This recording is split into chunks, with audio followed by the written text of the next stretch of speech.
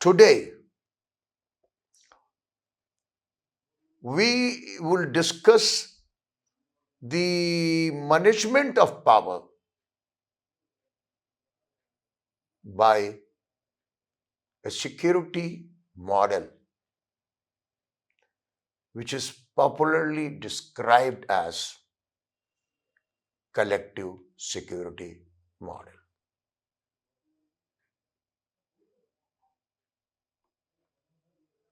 Iqbalur Rahman is my name.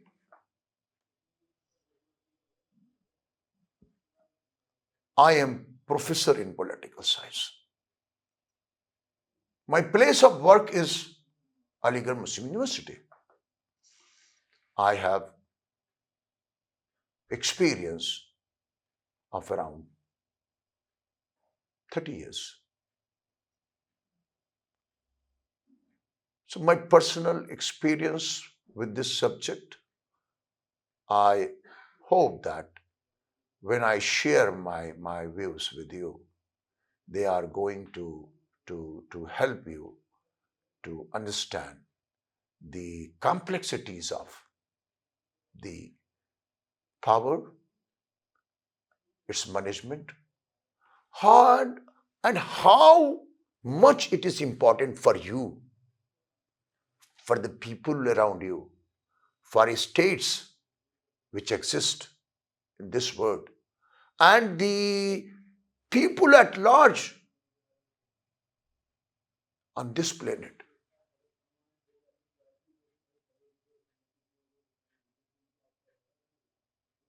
War is something which needs to be prevented, which needs to be avoided. And the mechanism which humanity has developed, states have adopted and formalized into structures of states is collective security. Collective security, I would say, is a very revolutionary idea.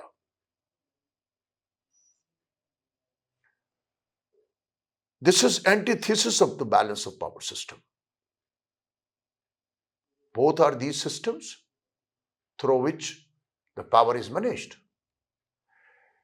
It emerged as one of the most promising approaches for peace and as a very valuable device for power management on global scale. It is not as such a recent creation. It has history of its evolution, and we would see that how this model of security evolved. This model of security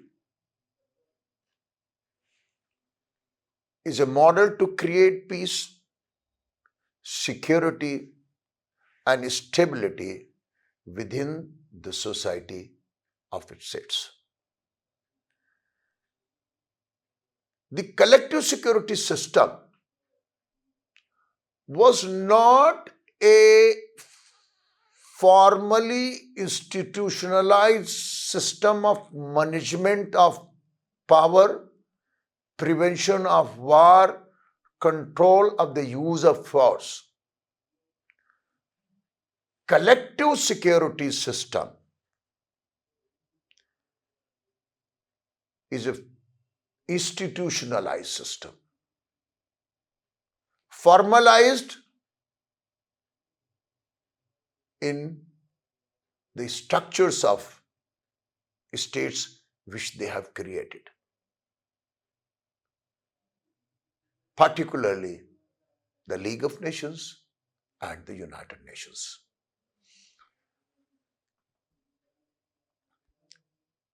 It is the mechanism through which the use of power in international relations are managed,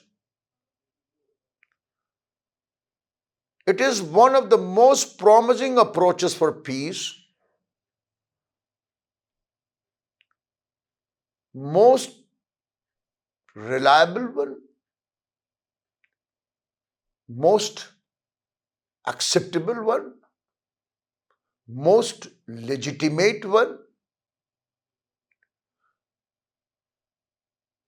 which can receive the acceptability at the universal level, at the global level.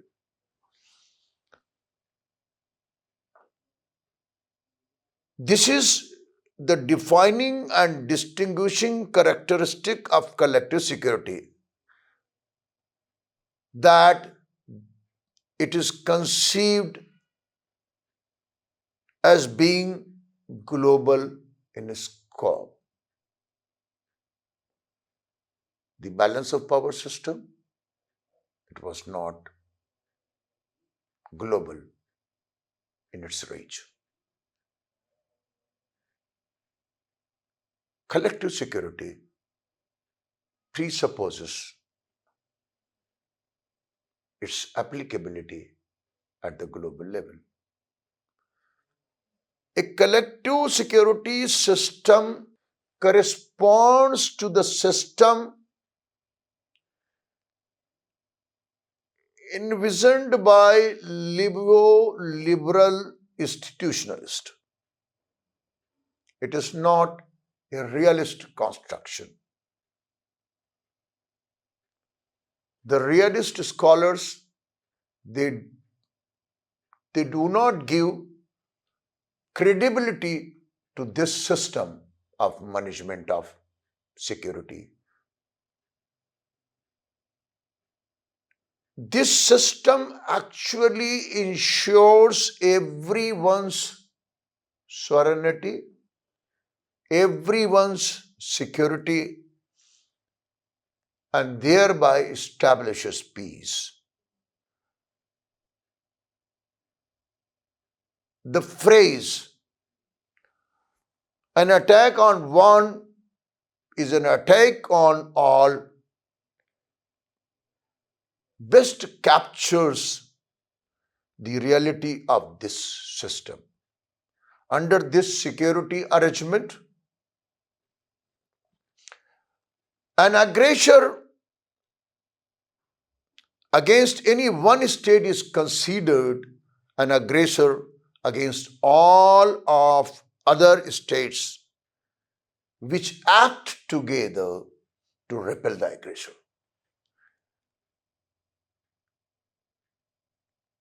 This mechanism for power management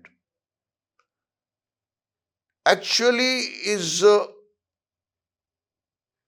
mechanism which involves an agreement by states to agree to take collective action against any state defined as an aggressor. It focuses on forestalling violence, war, by bringing to bear an overwhelming superior international force against the aggressor.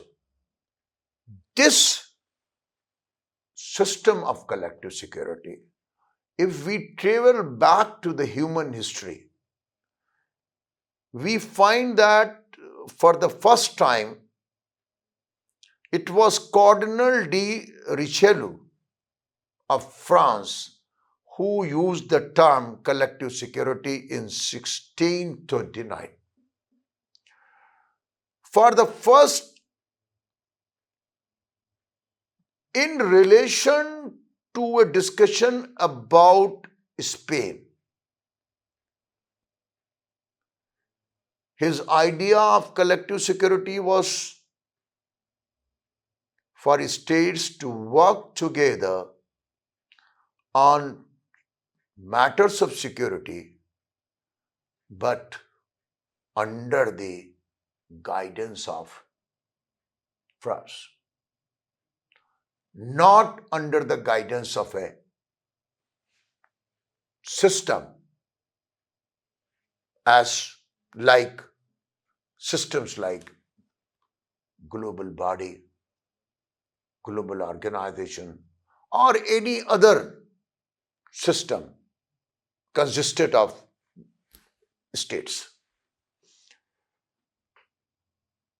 At the time of signing of the Treaty of Munster, which was part of the Treaty of Westphalia, signed in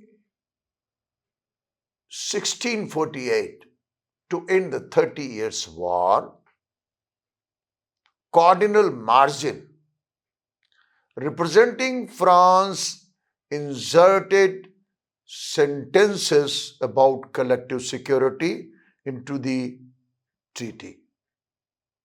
With this, the concept of security started moving from theoretical status to political status.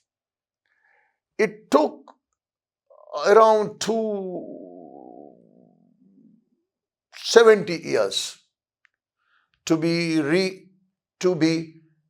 incorporated in the League of Nations and later into the United Nations. Treaty of Westphalia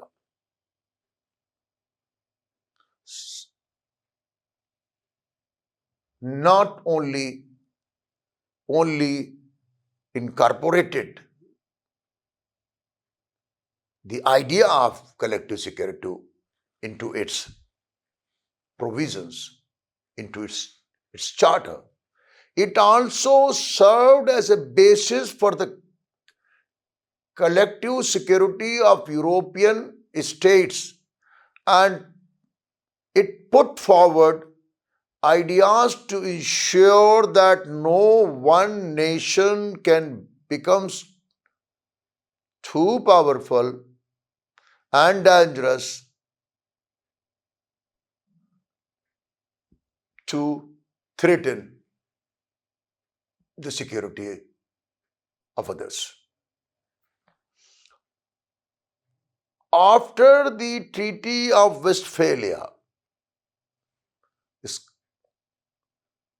the founders of Baha'i faith, Baha'u'llah, advocated for collective security as a means of establishing world peace in his writing during 19th century.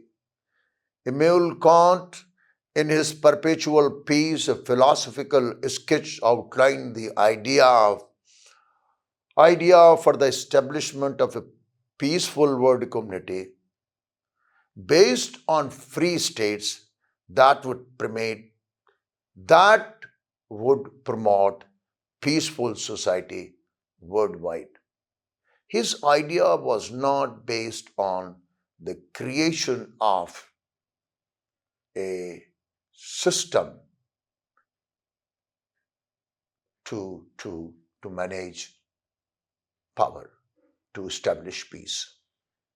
The idea was more focused on the theme that free states, democratic states will automatically become peaceful, and that will lead to the creation of peaceful international society.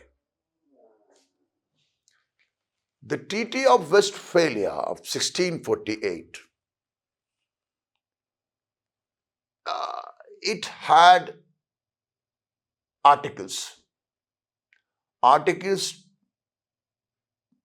to 3 and Article 1 to 4. The collective security which was provided under the Treaty of Westphalia under Article 1 to 3 and 1 to 4, it provided that states shall not enter into war. They shall not wage war against the Holy Empire. though the empire was broken down, the sovereign states came into existence, war became their right, the idea of collective security provided by the Westphalian Treaty of 1648 at that time was a very advanced revolutionary idea, and states did not bother to accept it, to use it, to materialize it, to put into practice. Various provisions, various conditions which the collective security actually puts before the states as obligation, they were laid down in the Treaty of Westphalia. After the Treaty of Westphalia, the first large-scale attempt to provide collective security was the establishment of the League of Nations in 1919.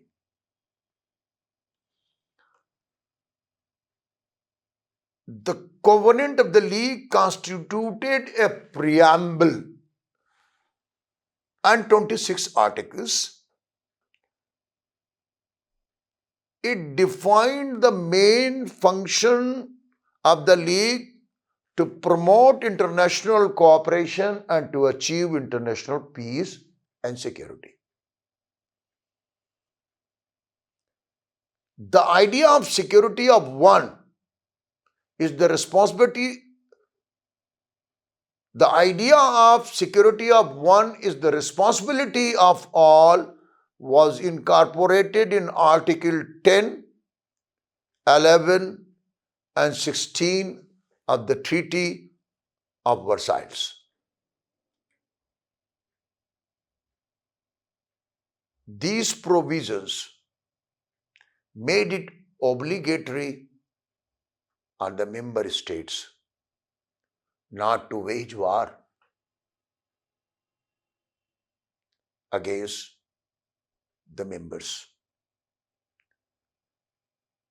These provisions obligated them that they will act in cooperation to face the aggressor. Anyone who violates the provisions of the treaty, that will be met by the collective might of that will be met with the collective might of all members of the League. This provision in the League of Nations, though were incorporated, but in practice, it is said with the outbreak of the Second World War, they could not fulfill the purpose of collective security. In this regard, my dear students, I would specifically point out one thing to you, that the system of collective security, it is said failed. Of course, the fact is that the Second World War was not prevented by it. Many other conflicts also contributed to the failure of League of Nations. But we cannot just overlook the fact that the League of Nations failed because the international system of which it was part itself failed. Itself failed. The member states which were obligated under the League of Nations, under the provisions of the collective security, they avoided their responsibility. Therefore,